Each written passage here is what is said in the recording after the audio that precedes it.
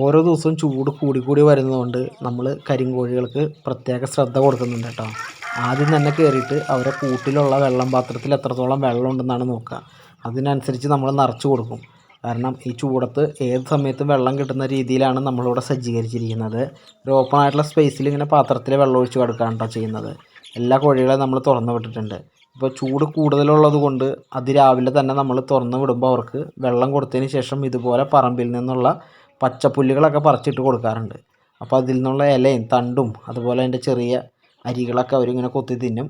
അപ്പോൾ അതൊക്കെ അവർക്ക് ഈ ചൂടത്ത് നല്ലതായതുകൊണ്ടാണ് നമ്മളതൊക്കെ ഇട്ട് കൊടുക്കുന്നത്. അതിന് ശേഷമാണ് നമ്മൾ മറ്റുള്ള തീറ്റകളൊക്കെ വീട്ടിലെ ഫുഡ് വേസ്റ്റുകളും പച്ചക്കറി അങ്ങനെയുള്ള സംഭവങ്ങളൊക്കെ ഇട്ട് കൊടുക്കുന്നത് കേട്ടോ. ഇപ്പോൾ രാവിലെ നമ്മൾ വെള്ളം വെച്ച് കൊടുത്ത് പുല്ലൊക്കെ പറിച്ചിട്ടിട്ട് അവരത് കൊത്തി തിന്നതിന് ശേഷം നടക്കുന്നതാണ് ഈ കാണുന്നതൊക്കെ.